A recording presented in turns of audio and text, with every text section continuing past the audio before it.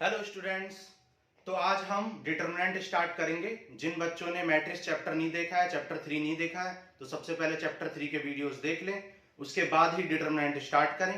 Determinant आपको तभी समझ में आएगा जब आपने मैट्रिसेस पूरा देख लिया होगा। तो इसलिए चैप्टर 3 में हमने 4 वीडियोस अपलोड किए हैं, पहले इनको आप लोग देख लें, उसके बाद ही डिटरमिनेंट आपको समझ में आएगा। ठीक है, चलो स्टार्ट करते हैं डिटरमिनेंट्स। तो डिटरमिनेंट स्टार्ट करने से पहले सबसे पहले हम समझेंगे कि डिटरमिनेंट कहते किसको हैं। ठीक है, तो डिटरमिनेंट कहते किसको है, ये समझने के लिए आपको थोड़ा सा पेशेंस रखना पड़ेगा। चलो पहले समझते हैं कि डिटरमिनेंट किसको कहते हैं। तो मान लो, देखो, मान लो कि टू इक्वेशंस आपको दे रखी हैं, दो इक्वेशंस आपको दे रखे, a1x b1y plus C equal to 0 और इक्वल टू c1 कह लो। ठीक है, और a2x plus b2y equal to c2। ठीक है, तो हम जानते हैं कि ये जो टू इक्वेशंस हैं, इन टू इक्वेशंस का सॉल्यूशन, यूनिक सॉल्यूशन तब होता है, कब होता है, condition of unique solution. Condition of unique solution. Condition of unique solution क्या होती है, आपने 10th क्लास में पढ़ा होगा। कंडीशन ऑफ यूनिक सॉल्यूशन होती है a1 upon a2 should not be equal to b1 upon b2। तो कंडीशन ऑफ यूनिक सॉल्यूशन ये होती है। तो हमारे मैथमेटिशियंस ने क्या किया, इस इक्वेशन को थोड़ा सा रीअरेंज किया और क्रॉस मल्टीप्लाई किया। a1 into b2 is not equal to a2 b1, जिसे हम इस साइड शिफ्ट करके क्या लिख सकते हैं, a1 b2 is a1 b2 minus a2 b1 is not equal to 0। तो हमारे मैथमेटिशियंस ने कहा कि इस कंडीशन को हम इस तरीके से रीअरेंज कर सकते हैं, और फिर इसको मैथमेटिशियंस ने क्या किया, एक मैट्रिक्स की फॉर्म में लिख दिया। मैट्रिक्स की फॉर्म में लिख दिया कैसे, a1 b2 और यहां पे a2 b1, इस फॉर्म में लिख दिया। a1 a2 b1 b2 इस फॉर्म में लिख दिया, और कहा कि जब इसको जब आप एक नंबर की फॉर्म में कन्वर्ट करोगे, मतलब इस फॉर्म में कन्वर्ट करोगे, तो ये आपको एक नंबर देगा। क्या नंबर देगा, ये आपको एक नंबर देगा a1 b2 minus a2 b1। ठीक है, ये एक नंबर देगा which should not be equal to 0। तो आप कह सकते हैं कि कंडीशन ऑफ यूनिक सॉल्यूशन ये होती है और ये होती है, क्योंकि ये हमने इससे ही निकाली है, तो ये हो सकती है, ये भी कंडीशन ऑफ यूनिक सॉल्यूशन है एंड ये भी कंडीशन ऑफ यूनिक सॉल्यूशन है। ठीक है, तो इस मैट्रिक्स से रिलेटेड, इट मैट्रिक्स से एसोसिएटेड जो हमें नंबर मिलेगा a1 b2 minus a2 b1, this is called determinant. Why this is called determinant, because it determines the nature of the solution of these equations. ये determine करता है, ये determine करता है कि इन इक्वेशंस का सॉल्यूशन कैसा होगा, यूनिक होगा, नो सॉल्यूशन होगा, क्या होगा। तो a1 b2 minus a2 b1 जब नॉट इक्वल टू 0 आ जाए, मतलब this is not equal to 0 आ जाए, तो आप कहते हैं कि इन इक्वेशंस का सॉल्यूशन क्या आएगा, यूनिक सॉल्यूशन आएगा। तो क्योंकि ये इक्वेशन आपको बताती है कि इन इक्वेशंस का सॉल्यूशन कैसा आएगा, यूनिक आएगा, नो सॉल्यूशन आएगा, ये डिटरमाइन करती है। इसलिए इस इक्वेशन को या इस मैट्रिक्स को क्या कहते हैं, डिटरमिनेंट कहते हैं। ठीक है, तो आप कह सकते हैं कि डिटरमिनेंट क्या होता है, determinant is the number, determinant is the number associated with a square matrix. Determinant is the number associated with a square matrix that determines the nature of the solution of the two linear equations. दो आपको determine करता है, ये बताता है कि given equations का solution का नेचर कैसा होगा, यूनिक होगा, नो सॉल्यूशन होगा, ये बताता है आपको। ठीक है, तो आपको समझ आ गया होगा कि डिटरमिनेंट किसे कहते हैं। मैं फिर से रिपीट कर देता हूं, determinant is a number associated with a square matrix that determines या that tells you about the nature of the solution of the linear equations. ठीक है, ओके, तो डिटरमिनेंट आपको समझ आ गया। अब इसको हम एक क्वेश्चन के थ्रू समझते हैं, इसको हम एक क्वेश्चन के थ्रू समझते हैं। जैसे हमें एक क्वेश्चन दिया x plus Y equal to 7 and x minus Y equal to 1, x plus Y equal to 7 and x minus Y equal to 1, ये आपको हमने दो इक्वेशंस दे दी और आपको चेक करना है कि इन इक्वेशंस का सॉल्यूशन कैसा होगा, यूनिक होगा या नहीं होगा। तो सबसे पहले आप क्या कहोगे, सबसे पहले आप कहोगे कि इसको आप डिटरमिनेंट की फॉर्म में लिख लो, ठीक है, डिटरमिनेंट की फॉर्म में लिख लेंगे या मैट्रिक्स की फॉर्म में लिख लो सबसे पहले। तो आप जब इसको मैट्रिक्स की फॉर्म में लिखोगे तो इसका कॉफिशिएंट क्या है 1, यहां पर कॉफिशिएंट क्या है 1, इसका कॉफिशिएंट क्या है 1, इसका कॉफिशिएंट क्या है -1 और इनटू xy इक्वल टू 7 1। आप इन इक्वेशंस को इस फॉर्म में लिख सकते हैं। कैसे लिख सकते हैं, क्योंकि आपने मल्टीप्लिकेशन पढ़ा था, कैसे मल्टीप्लाई करते हैं, इस रो को इस कॉलम में मल्टीप्लाई करेंगे। तो कैसे करेंगे, फर्स्ट रो को फर्स्ट कॉलम में करेंगे, तो फर्स्ट एलिमेंट को फर्स्ट एलिमेंट में प्लस सेकंड एलिमेंट को सेकंड एलिमेंट और इक्वल टू 7। तो आप लिख सकते हैं x plus Y equal to 7 और ये क्या है x minus Y equal to 1। तो आप इन इक्वेशंस को इस फॉर्म में लिख सकते हैं। ओके, तो जब आप इस मैट्रिक्स को डिवाइड में लेके जाओगे तो ये मैट्रिक्स इधर डिवाइड में जाएगी तो ये इनवर्स में आ जाएगी, अपॉन में जाके इनवर्स में आ जाएगी। और जब आपको ये जो मैट्रिक्स गिवन है, इस मैट्रिक्स को जब आपको चेक करना है कि इसका सॉल्यूशन कैसा होगा, तो आप इस मैट्रिक्स का क्या निकाल लोगे, डिटरमिनेंट निकाल लोगे, डिटरमिनेंट ऑफ मैट्रिक्स। ठीक है, मैंने माना कि ये एक मैट्रिक्स ए है, तो डिटरमिनेंट ऑफ मैट्रिक्स को इस तरीके से भी रिप्रेजेंट कर सकते हैं, इस तरीके से भी। तो आप इसका डिटरमिनेंट निकालोगे और हमने आपको बताया था डिटरमिनेंट क्या होता है, determinant is the number associated with the square matrix and that number is defined as a1 b2 minus a2 b1। तो आप कैसे निकालोगे, a1 b2 that is 1 into -1 minus 1 into 1 which is -1 and -2 which is not equal to 0। क्योंकि आपने देखा कि इस matrix का डिटरमिनेंट 0 नहीं है, आपने देखा इस मैट्रिक्स का डिटरमिनेंट 0 नहीं है, तो इस मैट्रिक्स का डिटरमिनेंट 0 नहीं है, इसलिए ये कंडीशन ऑफ यूनिक सॉल्यूशन को सेटिस्फाई करता है। तो हम कह सकते हैं कि solution of equation 1 and 2 will be unique solution. ठीक है, इक्वेशन 1 और 2 का सॉल्यूशन क्या होगा, यूनिक होगा। अब हम सॉल्यूशन फाइंड करना भी सीख लेते हैं। हालांकि सॉल्यूशन फाइंड करना हम एक्सरसाइज 4.6 में सीखेंगे, लेकिन यहां पर हम ब्रीफली उसको समझ लेते हैं। ठीक है, तो ब्रीफली कैसे समझोगे, आपको एक्स वाई निकालने के लिए इसका इनवर्स निकालना पड़ेगा और इससे मल्टीप्लाई करना पड़ेगा। अब इनवर्स निकालना तो हमने आपको अभी सिखाया नहीं है, लेकिन आपको हम शॉर्टकट मेथड से इनवर्स निकालना सिखा देते हैं। तो देखो शॉर्टकट मेथड क्या होता है, आपको ए इनवर्स या किसी भी मैट्रिक्स का इनवर्स निकालना हो तो आप क्या करोगे, एडजॉइंट ऑफ ए करोगे और उसको डिवाइड कर दोगे मॉडुलस ऑफ ए से। एडजॉइंट ऑफ ए निकालोगे और उसको डिवाइड कर दोगे किससे, डिटरमिनेंट ऑफ ए से। तो एडजॉइंट ऑफ ए निकालना सीखना पड़ेगा। अब एडजॉइंट ए निकालने का हम शॉर्टकट आपको बता देते हैं और जो एक्चुअल मेथड है वो हम आपको बाद में बता देंगे, बाद में सिखा देंगे। तो देखो शॉर्टकट मेथड क्या होता है, आप क्या करते हैं, इस प्रिंसिपल डायगोनल का प्लेस चेंज कर देते हैं। किसका प्लेस चेंज कर देते हैं, प्रिंसिपल डायगोनल का। ठीक है, प्रिंसिपल डायगोनल का प्लेस चेंज कर देते हैं। याद रखना भी इजी है, P for principal, P for place. तो प्रिंसिपल डायगोनल का प्लेस चेंज कर देंगे। तो इस -1 को यहां लिख देंगे और इस 1 को यहां लिख देंगे, प्लेस चेंज कर दिया। और अदर डायगोनल का साइन चेंज कर देंगे। ठीक है, अदर डायगोनल का साइन चेंज कर देंगे। तो 1 को -1 लिख देंगे और इस 1 को भी -1। याद रखना ये जो शॉर्टकट मेथड है किसके लिए वैलिड है, 2x2 के लिए। 3x3 के लिए भी शॉर्टकट मेथड होता है, वो हम बाद में डिस्कस करेंगे नेक्स्ट लेक्चर में। ओके, तो आपने एडजॉइंट ऑफ ए निकाल लिया। अब ए इनवर्स क्या होता है, adjoint of A upon modulus of A. Adjoint of A आपका क्या आ चुका है, -1 1 और मॉडुलस ऑफ ए आपने अभी निकाला था।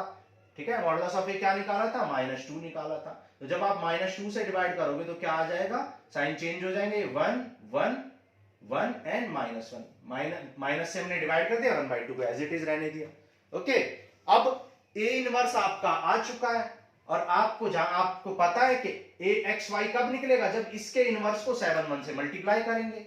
तो कर लेंगे, देखो कैसे करेंगे। तो इसके इनवर्स को हम किससे मल्टीप्लाई कर लेंगे, 7 1 से। और इसका इनवर्स क्या आ चुका है, ये आ चुका है 1/2 1 1 1 -1। तो इसको 7 1 से मल्टीप्लाई कर लो तो क्या आ जाएगा, ये आ जाएगा 1 into 7 7 1 into 1 1। तो फर्स्ट रो को फर्स्ट कॉलम में, फिर फर्स्ट रो को सेकंड रो को फर्स्ट कॉलम में। तो 7 into 1 7 -1 into 1 1। तो आपका ये क्या आ जाए 7 + 1 एंड 7 - 1 दैट इज 8 एंड 6 और 2 से डिवाइड करेंगे तो क्या आ जाएगा 4 एंड 3। तो आपकी x की वैल्यू क्या आ चुकी है 4 एंड y की वैल्यू क्या आ चुकी है 3 आ चुकी है। आप इसको चेक भी कर सकते हो with in seconds. In questions की खास बात यही होती है कि ये 100% पेपर में आते हैं, प्लस इनको चेक करना बहुत इजी होता है। तो आपको नंबर लॉस करने का, गलती होने का, सिली मिस्टेक्स होने का भी कोई चांस नहीं है। 100% अगर आपने सीख लिया तो आप बिल्कुल सही करके आओगे। देखो x 4 है y 7 है, तो 4 + 3 7 हो जाएगा और 4 - 3 1 हो जाएगा। तो आपने चेक भी कर लिया। ओके, तो आपने देखा कि डिटर्मिनेंट क्या होता है। डिटर्मिनेंट एक नंबर होता है जो एक स्क्वायर मैट्रिक्स से एसोसिएटेड होता है। उस नंबर की वैल्यू कैसे फाइंड करते हैं a1 b2 - a2 b1 से फाइंड करते हैं। अगर वो वैल्यू 0 के इक्वल नहीं आती है तो हम कहते हैं कि गिवन इक्वेशंस का सॉल्यूशन कैसा होगा यूनिक सॉल्यूशन होगा। इसलिए हम इसे डिटर्मिनेंट कहते हैं। क्यों? क्योंकि ये डिटरमाइन करता है कि गिवन इक्वेशंस का सॉल्यूशन कैसा होगा, ये फाइंड आउट करता है, इसलिए इसका नाम क्या रखा डिटर्मिनेंट रखा। अब हमने यहां पे एप्लीकेशन ऑफ डिटरमिनेंट सीखा कि किस तरीके से हम डिटरमिनेंट का यूज करते हैं। तो डिटरमिनेंट का यूज कैसे करते हैं हम, आप इसको पहले मैट्रिक्स की फॉर्म में लिख लेते हैं, फिर इस मैट्रिक्स को डिवाइड में ले जाते हैं तो इनवर्स में हो जाता है। फिर इसका इनवर्स निकालने के लिए आप क्या करते हो adjoint A upon mod A. Adjoint का शॉर्टकट हमने बताया प्रिंसिपल डायगोनल के जो एलिमेंट्स है उनका प्लेस चेंज कर देते हैं, -1 को यहां लिख देंगे, 1 को यहां लिख देंगे। फिर मेन डायगोनल का साइन चेंज कर देंगे, +1 को -1 एंड +1 को -1 लिख देंगे। वैल्यू को यहां पे पुट कर देंगे। मॉड ए आपने निकालना सीखा ही था। मॉड ए किसको कहते हैं a1 b2 - a2 b1 को। तो a1 b2 - a2 b1 से मॉड निकाला, उससे डिवाइड कर दिया तो आपको a इनवर्स आ गया। a इनवर्स की वैल्यू को आपने यहां पर पुट कर दिया। जब a इनवर्स की वैल्यू को आपने यहां पुट किया तो आपने इसको इससे मल्टीप्लाई किया। मल्टीप्लाई करना आपको सिखा चुके हैं, फर्स्ट रो को फर्स्ट कॉलम में, सेकंड रो को सेकंड कॉलम में। मल्टीप्लाई करने के बाद आपने देखा x की वैल्यू 4 है, y की वैल्यू 3 है और आपने उसको सेटिस्फाई भी कर लिया। 4 + 3 7, 4 - 3 1, यानी कि हमारा आंसर बिल्कुल ठीक है। ओके, चलो आगे चलते हैं। चलो आगे चलते हैं और अब हम एक्चुअल मेथड सीखते हैं कि डिटरमिनेंट कैसे निकालते हैं। हालांकि हमने सीख लिया है कि डिटरमिनेंट ऑफ 2 × 2 मैट्रिक्स क्या होता है a1 b2 - a2 b1, इससे निकाल लेते हैं। लेकिन ये 2 × 2 का है और इसके बाद हम 2 × 2 के एक क्वेश्चन या 2 क्वेश्चन और कर लेते हैं, उसके बाद हम 3 × 3 की तरफ चलेंगे। ओके, चलो ठीक है, आगे चलते हैं।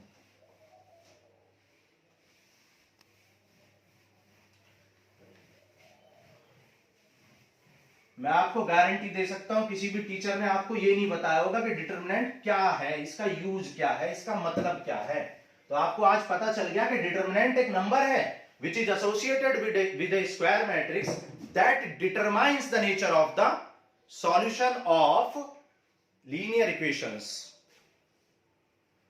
ओके, चलो एक्सरसाइज 4.1 का क्वेश्चन नंबर 1 कर लेते हैं। Exercise 4.1 question number 1। Question number 1 देखो, क्वेश्चन नंबर 1 में आपको 2 - 5 4 - 1। अभी हमने आपको बताया था कि डिटरमिनेंट कैसे निकालते हैं। अभी हमने डिटरमिनेंट बताया था कि डिटरमिनेंट होता है a1 b2 - a2 b1। तो निकाल लो, 2 × -1 -5 × 4, तो ये क्या आ जाए -2 -(-) दैट इज 18। तो इसका डिटरमिनेंट क्या हो जाएगा 18 हो जाएगा। ओके, अब देखो क्वेश्चन नंबर 2 कर लेते हैं। 2 का फर्स्ट पार्ट कर लेते हैं। 2 का फर्स्ट पार्ट क्या है cos θ - sin θ sin θ cos θ। तो आप जानते हो डिटरमिनेंट कैसे निकलता है, this into this a1 b2, तो क्या हो जाएगा cos square theta minus this into this, तो ये माइनस साइन स्क्वायर थीटा, तो ये हो जाएगा cos square theta plus sine square theta and that is 1। तो आपका डिटरमिनेंट क्या आ गया 1 आ गया। ये क्वेश्चन नंबर 2 का फर्स्ट पार्ट था। अब देखो क्वेश्चन नंबर 2 का सेकंड पार्ट कर लेते हैं। सेकंड पार्ट में आपको क्या दे रखा है x² - x + 1, यहाँ पे है x + 1 x - 1 x² + x + 1, ये आपको दे रखा है। ओके, तो देखो क्या सिखाया था a1 b2 मतलब this into this, x² - x + 1 into x + 1 minus this into this x minus 1 into x square plus x plus 1। Okay, अब देखो, अब ये आप जानते हैं फॉर्मूला बन गया A cube minus B cube का, that is X plus B cube का, एक एक्स क्यूब प्लस 1 क्यूब का। और ये किसका फॉर्मूला बन गया? ये बन गया एक्स क्यूब माइनस 1 क्यूब का। तो ये हो गया एक्स क्यूब प्लस 1 और माइनस अंदर जाएगा तो sign change plus 1, X cube से एक्स क्यूब कैंसिल, तो आंसर क्या आ जाएगा? 2 आ जाएगा। ओके, अब जिन लोगों को ये फॉर्मूला याद नहीं है, बहुत सारे बच्चों के फॉर्मूला याद नहीं, कोई परेशानी नहीं, आप मल्टीप्लाई कर लो चुपचाप। क्या हो जाएगा? X cube plus x square minus x plus 1 plus x. ठीक है, अब इसको मल्टीप्लाई कर लो, ये हो जाएगा एक्स क्यूब, माइनस को मैं साथ के साथ शॉर्टकट में मल्टीप्लाई कर रहा हूं, minus x plus x square minus x plus हो जाएगा और प्लस 1। चेक कर लो क्या क्या कैंसिल हो गया। देखो, माइनस एक्स से प्लस एक्स, एक्स स्क्वायर से एक्स स्क्वायर, और कुछ गलत किया क्या? एक्स क्यूब एक्स स्क्वायर आएगा यहां पर, और एक्स स्क्वायर से एक्स स्क्वायर कैंसिल, एक्स से एक्स कैंसिल और 1, और एक्स क्यूब से एक्स क्यूब कैंसिल, 1 बचा और यहां 1 बचा, तो आंसर क्या आ जाएगा? 2 आ जाएगा। तो आप चाहे तो ऐसे कर लो, चाहे तो अगर आप फॉर्मूला पता है तो ऐसे कर लो। ये दोनों ही क्वेश्चन बहुत इंपॉर्टेंट है, 1 नंबर के क्वेश्चन आ जाते हैं, कभी कभी 2 नंबर के भी आ जाते हैं। ठीक है, चलो आगे चलते हैं, क्वेश्चन नंबर 3 करेंगे।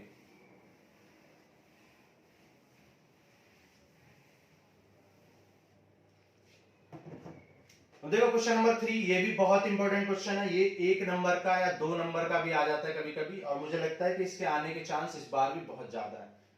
तो आपको देखो क्या करना है, 2a का मॉडुलस या determinant is equal to 4 times of determinant of a, ये आपको प्रूव करना है। आपको ये prove that modulus of 2a is equal to 4 times of modulus of a। तो सबसे पहले आप क्या निकालोगे? 2a निकालोगे, उसका मॉड निकालोगे। तो 2a निकाल लो, 2a निकालने के बाद उसका क्या निकालेंगे? डिटरमिनेंट। तो पहले 2a निकालो। 2a कैसे निकलता है भाई? 2 से मल्टीप्लाई कैसे करते हैं हम? 2 से मल्टीप्लाई कैसे करते हैं? ईच एलिमेंट को 2 से करेंगे, तो क्या आ जाएगा? 2 4 8 4। तो 2 निकल गया। अब मॉडुलस ऑफ 2 निकाल लो। जब मॉडुलस निकालोगे तो आपको सिखा चुके हैं मॉडुलस कैसे निकलता है, this into this minus this into this. तो कितना हो जाएगा ये? 24 माइनस 24 आ जाएगा। सिमिलरली आप 4 मॉडुलस ए निकालना है, तो पहले आप मॉडुलस ए निकाल लो। राइट हैंड साइड के लिए आप मॉडुलस ए निकाल लो। मॉडुलस ए कैसे निकलेगा? 1 2 4 2, तो 2 1 जा 2, 4 2 जा 8, दैट इज -6। अब आपको 4 टाइम्स ऑफ डिटरमिनेंट ए निकालना है, तो 4 से मल्टीप्लाई कर दो, ये आ जाएगा -2 4। तो आप देख सकते हैं LHS is equal to RHS, LHS और RHS इक्वल हो गए हैं, तो क्वेश्चन नंबर 3 आपका हो गया।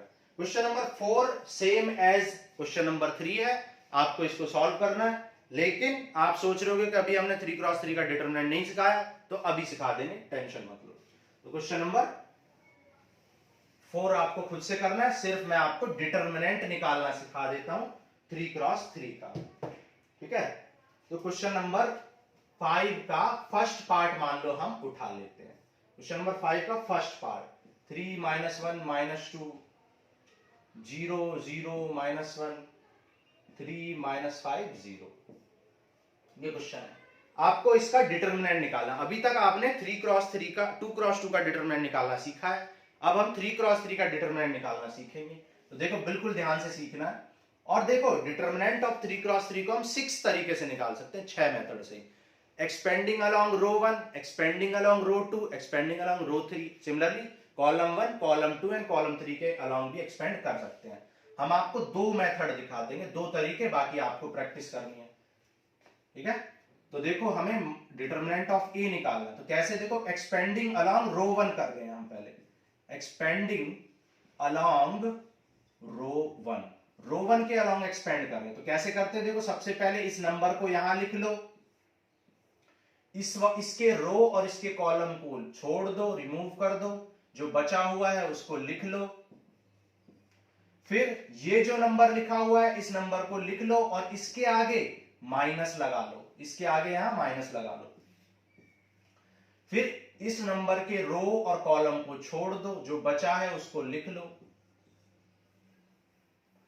फिर इस नंबर को एज इट इज लिख लो। और इसके रो और इसके कॉलम को छोड़ दो, बाकी बचे हुए को लिख लो। मल्टीप्लाई करो, 0 माइनस इंटू माइनस प्लस 5, लेकिन हमने आपको सिखाया था मॉडुलस कैसे निकलता है, a1 b2 minus a2 b1, minus होता है यहां पर, तो ये 2 क्रॉस 2 का मॉडुलस है, तो क्या आ जाए a1 b2 minus a2 b1, तो ये प्लस 5 हो जाएगा, तो ये माइनस 5 हो जाएगा बीच में, 3 5 जा 15 आ जाएगा ये आपका। अब देखो ये माइनस इंटू माइनस प्लस हो जाएगा, और 0 और माइनस लगाएंगे, 3 इंटू माइनस माइनस 3 हो जाएगा, तो क्या आ जाएगा प्लस 3 आ जाएगा, माइनस 2, 5 इंटू 0 0, 3 इंटू 0 0, तो ये पूरा 0 आ जाएगा, तो आपका आंसर क्या आ जाएगा -12। तो आपका इसका डिटर्मिनेंट -12 आ गया। कैसे निकाला आपने, एक्सपेंडिंग अलोंग रो 1, ठीक है। अब देखो याद कैसे करना है आपको कि किसके आगे माइनस लगाना है और किसके आगे प्लस लगाना है, तो आप ऐसे याद रखो, इसके आगे प्लस लगाना है, फिर माइनस, फिर प्लस, फिर यहां माइनस लगाना है, फिर प्लस लगाना है, फिर माइनस लगाना है, फिर प्लस लगाना है, फिर माइनस लगाना है, फिर प्लस। एक मेथड ये है। दूसरा मेथड क्या है, आप देख सकते हो कि देखो जितने भी डायगोनल एलिमेंट है, ये भी डायगोनल है, तो इसको प्लस लगाना है, इसको भी प्लस लगाना है, इसको भी प्लस, ठीक है, ये भी डायगोनल, इसको भी प्लस, इसको भी प्लस, इसको भी, मतलब जितने भी डायगोनल एलिमेंट है ये वाले, इनको आपको प्लस लेना है, और बाकी ये वाले जो एलिमेंट है ये नॉन डायगोनल है, इनको आपको माइनस लगा के लिखना है। ओके, तो आपने ये देखा कि एक्सपेंडिंग अलोंग रो 1 कर लिया। अब एक्सपेंडिंग अलोंग कॉलम 1 भी दिखा देते हैं हम आपको, ठीक है। एक्सपेंडिंग अलोंग कॉलम 1 के अलोंग एक्सपेंड करना सिखा देते हैं। देखो कॉलम 1 में पहला एलिमेंट क्या है 3, दूसरा एलिमेंट क्या है 0, और थर्ड एलिमेंट क्या है 3, ठीक है। आपने देखा था कि डायगोनल एलिमेंट को पॉजिटिव लिखना, तो ये डायगोनल एलिमेंट है तो ये पॉजिटिव लिखेंगे, इसको पॉजिटिव लिख लो, 3 को लिख लिया, 0 को नेगेटिव लिख लो, लिख लिया, इस 3 को पॉजिटिव लिख लो, लिख लिया। जब 3 लिखेंगे तो 3 वाली रो और 3 वाले कॉलम को स्किप कर देंगे। क्वेश्चन अगर दिख नहीं रहा है तो बुक से देख लो आप, इसको रो छोड़ देंगे, इसको 0 -1 -5 0, 0 -1 -5 0, फिर 0 वाली रो और कॉलम को छोड़ देंगे, -1 -2 -5 0, -1 -2 -5 0, 3 को छोड़ दो तो 1 -2 0 -1 -2 0 -1, मल्टीप्लाई कर लो, देखो 3 0 -5 तो हो जाएगा -15, यहां पर देखो ये सब कुछ 0 हो जाएगा, 0 से मल्टीप्लाई, यहां 3 -1 इंटू 1 +1 तो आ जाएगा +1, और 0 इंटू -2 0, तो 3 इंटू 0 3 इंटू 1 3, ये आ गया आपका -12। दिख रहा है आपको नीचे,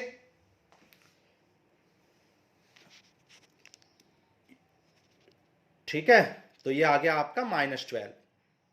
तो आपने देखा कि एक्सपेंडिंग अलोंग रो 1 करो या कॉलम 1 करो, आपका -12 आया डिटर्मिनेंट की वैल्यू। उसी तरह आप रो 1 करो, रो 2 करो, रो 3 करो, कॉलम 1 कॉलम 2 कॉलम 3, आप किसी भी तरीके से करो, आपके डिटर्मिनेंट की वैल्यू हमेशा इस क्वेश्चन के लिए -12 ही आएगी। ओके, चलो आगे चलते हैं। जिन लोगों को क्वेश्चन देखने में यहां पे परेशानी हो रही थी वो बुक से क्वेश्चन देख लें। अगर आपको कोई चीज दिखती नहीं है तो कोई बात नहीं, आपको मैं जो नंबर्स लिखता हूं, क्वेश्चंस का सॉल्यूशन लिखता हूं, वो बहुत बड़ा लिखता हूं। मुझे नहीं लगता कि क्वेश्चन का जो सॉल्यूशन है वो नहीं दिखता होगा। हो सकता है कुछ सेंटेंस बहुत मैं छोटे लिख देता हूं, वो समझ में नहीं आते हैं, मान सकता हूं, लेकिन जो क्वेश्चन सॉल्व करते हैं हम तो वो बहुत बड़ा स्क्रीन पे मैं आप देखते हो बस 3 मुश्किल से 3 या 4 स्टेप लिखता हूं। चलो आगे चलते हैं। अब देखो क्वेश्चन नंबर 5 आपको खुद से करना है, सिर्फ आपको मॉड निकालना है वहां पर। क्वेश्चन नंबर 7 देखो, बहुत इंपॉर्टेंट क्वेश्चन है। Question number 7 2 4 1 2 4 5 1 2x 4 x 6, question number 7 का ये फर्स्ट पार्ट है। देखो कुछ बच्चे क्या करते हैं, इस 2 को इस 2x के इक्वल कर देते हैं, x की वैल्यू 1 ला देते हैं, इस x को इस 1 के इक्वल, x की वैल्यू 1, ठीक है। तो ऐसे बच्चों को फिर मैं यही कहूंगा कि आप मैट्रिक्स को सही से देख के आओ और वहां पे देखो कि हमने मैट्रिक्स के लिए ऐसा बताया था कि मैट्रिक्स की इक्वालिटी के लिए सारे एलिमेंट इक्वल होने चाहिए, लेकिन ये मैट्रिक्स नहीं है। आप देख सकते हैं मॉडुलस है, डिटरमिनेंट है, सॉरी ये डिटरमिनेंट है, तो ये मैट्रिक्स नहीं है।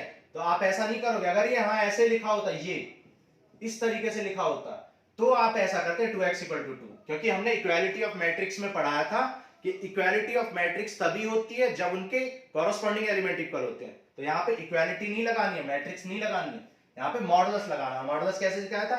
a1b2 - a2b1, तो this into this minus this into this equal to this into this -6 × 4, ये आ जाएगा -18, 2x² -24। -24 को इस साइड ले आओ तो ये आ जाएगा 2x² = 6, 2 3 जा 6, तो x की वैल्यू क्या आ जाएगी? +-√3। अच्छा, कुछ बच्चे यहां पर भी गलती कर देते हैं, 2 - 20 को -18 आ गया, वो इसको +18 कर देते हैं। क्यों +18 कर देते हैं? वो सोचते हैं मॉड लगा हुआ, ये मॉड नहीं है। हालांकि मेरी भी स्लिप हो जाता है कभी कभी टंग से, मैं भी गलती से मैंने कई बार बोल दिया कि ये मॉडुलस, लेकिन ये मॉडुलस बिल्कुल नहीं है, ये डिटरमिनेंट है। गलती से मैं बोल देता हूं और बच्चे इसमें बहुत कंफ्यूज रहते हैं। तो आपको ये समझना है कि ये डिटरमिनेंट है, मॉडुलस नहीं है। तो यहाँ पे ऐसा कुछ नहीं होगा जो आप सोच रहे हो कि हाँ मॉडल से बाहर निकलेंगी चीजें तो वो पॉजिटिव हो जाएंगी। जो नेगेटिव है वो नेगेटिव ही रहेगा, -18 ही रहेगा, क्योंकि ये डिटरमिनेंट है, मॉडुलस नहीं है। मॉडुलस में ऐसा होता है। सेकंड पार्ट भी कर लेते हैं, चलो जल्दी से। क्वेश्चन नंबर 7 का 2 3 4 5 = x 3 2x 5। तो देखो 5 2 जा 10, 4 3 जा 12, 5x -6x, याद आया -x, ये -2, माइनस से माइनस कैंसिल, तो x की वैल्यू क्या आ जाएगी? 2 आ जाएगी। क्वेश्चन नंबर 8, x 18 2 6, सॉरी शायद मेरी बुक में कुछ मिसप्रिंट है, तो देख लेना आप लोग, सही लिख रहा हूं मैं। 6 2 18 6, तो ये आ जाएगा x² -36 = 6 6 जा 36, 18 2 जा 36, 36 36 कैंसिल, तो x² -36 = 0, तो x² = 36, x = +-6, x की वैल्यू क्या आ जाएगी? +-6। तो ऑप्शन नंबर बी आपका करेक्ट हो जाएगा। गलती से भी +6 मत लिख देना, कभी आप सोचोगे मॉडुलस की वैल्यू पॉजिटिव होती है, ऐसा कुछ सोचो। तो आंसर जो हो जाएगा आपका 8th क्वेश्चन का बी पार्ट आंसर हो जाएगा। ठीक है, तो क्वेश्चन नंबर 8 का बी ऑप्शन सही हो जाएगा, आंसर आएगा +-6। अब देखो, आप लोगों को मैं बहुत कम बोलता हूं, मोटिवेट कम करता हूं, लेकिन इसका मतलब ये नहीं है कि मैं आपको मोटिवेट नहीं कर रहा हूं तो आप पढ़ना छोड़ दें या आप प्रैक्टिस नहीं करें। आपको प्रैक्टिस करनी है बहुत ज्यादा। मेरे पढ़ाने से कुछ भी नहीं होगा आपकी, जब तक आप प्रैक्टिस नहीं करोगे, 10 बार क्वेश्चंस को सॉल्व नहीं करोगे, तब तक आपको कुछ भी समझ में नहीं आया। क्योंकि मैथ्स मेथड से बनी है, मैथ्स में मेथड्स होते हैं और उन मेथड्स को आपको प्रैक्टिस करना पड़ेगा। जब तक आप उन मेथड्स की प्रैक्टिस नहीं करोगे, आपको मैथ्स बिल्कुल नहीं आएगी। ठीक है, तो आपको कम से कम 2 से 3 घंटे प्रैक्टिस करनी है, और बाकी सब्जेक्ट्स के साथ साथ मैथ्स को भी बहुत ज्यादा टाइम देना है। और कुछ बच्चों को शिकायत होती है कि मैं कुछ क्वेश्चंस को स्किप कर देता हूं।